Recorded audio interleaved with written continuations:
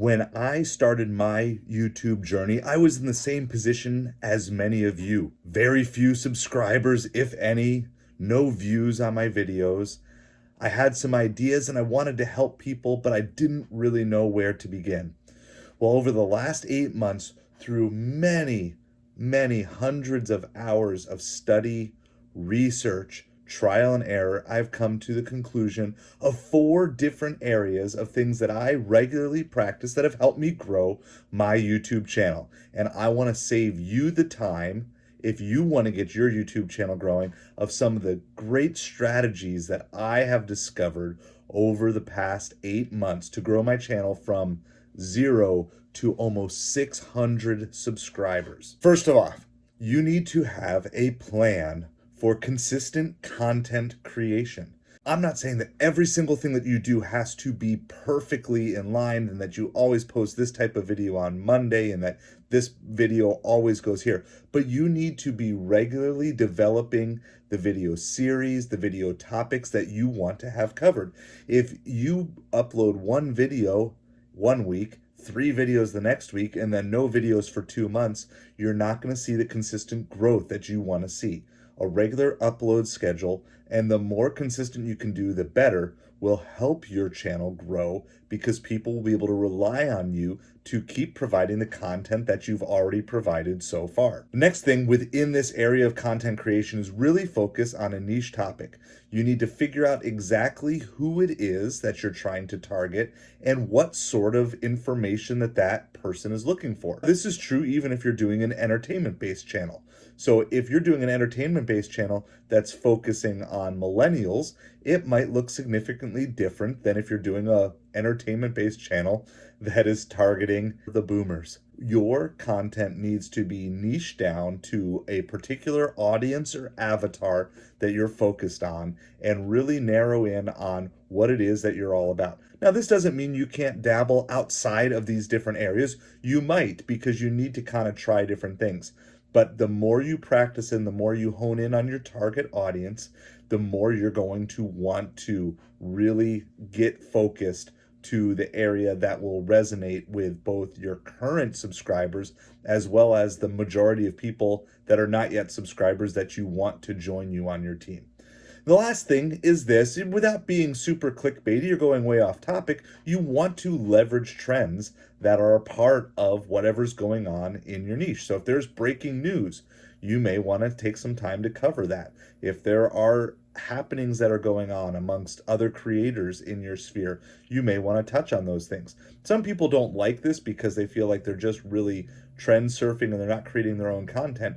But I would say as long as you're bringing something that is your unique view to the perspective of the people that are out there, then that's perfectly fine to do. Now, again, you don't want to just be finding every trending name and including every trending hashtag of every Kardashian that is possibly in the news into your videos if that's not what your channel is about. But within your niche, you want to leverage whatever the popular trending things are, whatever the searches are relative to that. So consistent content creation with a regular upload schedule, focusing on your niche and leveraging trends. The second area is you really want to work on your audience engagement. For example, right in the middle of a video, you could do something like this, which I will do for you right now. Hey, if you appreciate content like this and you really want to see and learn more about this, we're going to be covering this in depth over the coming weeks. Would you just hit that subscribe button before you go? And so by doing this and giving that reminder, you may think, well, that's silly because most of the people who watch it are subscribers, but that's fine. That's good for them to be reminded and doing that. And you can also add a thank you and like, hey, to my current subscribers, I want to thank you. But if you haven't yet done that, would you hit that button? And you see, by doing that, you're encouraging them to like, to comment, to subscribe. And you want to find ways, and you can find unique ways of doing it so it doesn't sound the same each and every time. The next thing is this: community interaction. When your audience reaches out to you, you need to reach out to them. If you're trying to build a group of people who are following around and wanting to see what it is, and they take the time to comment on one of your videos or ask a question or send an email, you need to respond. And I know sometimes that's not my strongest suit. And so every once in a while, I'll realize I got behind by a couple of days because I kind of get overwhelmed with this. But I'm pushing myself to make sure that I engage with every comment that I possibly can right now while I'm still small. There may come a point where I'm no longer able to do that. But right now, with 600 subscribers, I'm able to engage with every comment. Even some of the troll comments I'll engage with every now and then and just kind of say, hey, thanks for making a post. Thanks for contributing to the algorithm. Okay. So finding ways, anytime your community reaches out to you, you reach out to them. But one of the greatest ways that I have built this channel is live streaming. Now, you might not be able to do live streaming on a mobile device right from the very beginning. That might be something that you're going to have to get to a certain number for, but you can still live stream off of your computer. And I would encourage you to find ways that you are interacting with your audience in the best way that you possibly can, and just bring them into your life. Bring them, within this channel, we do ride-alongs. I also did a live eBay listing live stream earlier today where I'm just doing eBay listings, which we talk about on this channel, but interacting, hanging out with other people who are just free for a few minutes, checking in and saying hi. And just doing that, I had engagements with probably 8 or 10 people in that hour-long live stream, and I added a couple of watch hours to the channel. And so that's how I am working to build this. And different live streams, I've had as many as 5, 6, 7, 8 new subscribers join during a live stream and become new subscribers. And so you want to find ways to do that. Okay, so audience engagement, you want to make sure you're connecting with them. You want to encourage them for a call to action, like, comment, subscribe. And when they do interact with you, then make sure you're interacting back with them. And live streaming opens up this entire way that you can continue to reach out to your audience, especially in real time. The third area is video optimization. So you want to be working on all these things. Now, there are tools out there to help you, but just doing some searches on Google Trends can help with this. You want to find keywords. You want to put them in your titles, your descriptions, your tags. I still have a lot to go. A lot of this is really difficult to manage when you're just a one-person team, but I'm still working as much as possible to be efficient in putting keywords in my titles, and keywords that don't fit in titles, put them in the description. Have a thumbnail, and this is the next point. Have thumbnails and titles that work together. So you want thumbnails that are going to get people interested in clicking. You've got to feed this information, because it doesn't matter how great your content is. If you don't give people that reason to click, they're not going to click through.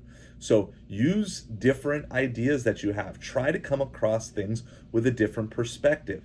Take something that's maybe popular within your niche, but then either give it a tweak or give it a twist or put your own spin on it, and you can do that. Then you also want to be working to maximize your end screens. There's different things that you can do on your end screens, but I like to always have one button is a subscribe button, and at least one other button is a best for the viewer video. Sometimes I will link them back to an entire playlist, or sometimes I'll link them back to a particular video, depending on what the context is and where I would most likely want them to go next. Okay, but you want to be working to keep the engagement, and not only does YouTube want you to keep them on their platform, you want to keep them on YouTube within your sphere of videos that you are creating. And video optimization, your titles, your thumbnails, researching keywords, stuffing all those keywords in, making sure you're not over spamming, make sure if your titles are clickbaity that you follow up on the clickbait and you give even more for that. Lastly is promotion and networking. You may have no budget. I have no budget for promotion and networking, but there are still ways over the last 8 months that I have promoted and networked with other people.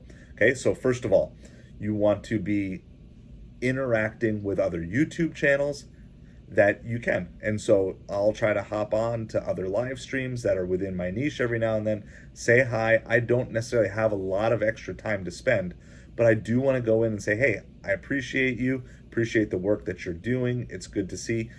You don't need to be the outsider, okay? Being the outsider is going to work for a very small, minute percentage of people. But the vast majority of us, we need a network of people who are backing each other, who are being a team together and working with that. And that leads to kind of the next sub point here under promotion and networking: collaborations. You want to find ways to be working with other creators. They don't even have to be YouTube creators, but you want to work to find other people who can contribute to your channel in some way. And whether that means you do a 2-hour interview and 1 hour goes on your channel, 1 hour goes on their channel, or whether it's just doing a joint video together, or one of the areas that I've been exploring now and am starting to do is interviews on my channel. Because I think there's a lot of people who have a lot of great things to add that I don't have experience in. But by doing the interview, it gives them an opportunity to promote whatever it is they're working on. And at the same time, it expands my audience to other people. It helps me learn interviewing skills, and it just brings more value by giving access to people that my audience would not normally have access to. Okay, and lastly, and you can do this within promotion and networking, you got to do this in a very smart, not spammy way, not get kicked out of way, but you want to be engaging in other online communities outside of YouTube. Sometimes I don't post a ton in these groups, but I like to be in them because you get to see whatever is trending. Sometimes it gives you ideas for questions that maybe you can answer. Sometimes it just shows you, hey, this news came down. And sometimes you're going to get the news faster through an online group than you ever would through email or for discovering it yourself. And so you want to be involved and engaged in other online communities. I want to give you one bonus tip here, and that is this. When you're creating videos, it's okay to prep, it's okay to script, it's okay to know what you're going to say. You don't want to waste people's time. But can I tell you, it is super, super important that you're speaking to people from the heart. And one of the tricks that I learned in my study, which is this: I would encourage you, you need to talk to the camera as if you are talking to the person on the other side. Okay, I'm not perfect at this. I know I still have camera presence that I need to work on, but I really try to imagine. And part of the way I do this is I just imagine if I were having a conversation with myself. Instead of looking at myself and getting all weirded out, like, oh my goodness, there's me in the camera. You know, I'm just filming this on an iPhone right now, staring back at myself. But instead of doing that, I just talk and say, okay, if I were having a talk with someone who is my avatar, the person I'm trying to reach, or if I were having a conversation with myself, or even maybe more specifically the way I target my channel, if I were having a conversation with myself 6 months or a year ago, how would I want to address this? Would I just be like, la, la, la, this is news, this is information? Or would I have some passion behind it? Would I really be into it? Would I be convicted about what I'm saying? And I would really encourage you, if you're kind of not seeing the growth, even though you're practicing a lot of things, do you have the passion behind it? Do you care about the people that you're trying to reach more than you care about the views and the subscribers and the growth? You need to feed your YouTube channel in the right way with the healthy food that we talked about here, but not for the purpose of just getting likes, subscribes, and monetization. It's okay to be open and honest with your community. I am with mine. Like, yeah, we do want to get this channel monetized, and I appreciate their help. But you know what? Even if this channel never gets monetized, I still want to give my all with each and every video that I give. And some of that comes with time. Your camera presence, it will come with time. But it is a huge shortcut to start by talking out of your passion. Have your outline, have your key notes, but at the key times, look into that camera. Look in as if you're looking into the eyes of someone you know that you're trying to help, and be all in that moment, and don't be stuck and thinking about other things when you have something more important. So if you're ready to take your YouTube channel to the next level, I want to strongly encourage you, start implementing these tips. Don't worry about getting them all right all at once, but take 1 or 2 of these things. If you are dedicated and you take the right approach over the next 6 to 8 months, I believe you can see the same exact growth that I have seen.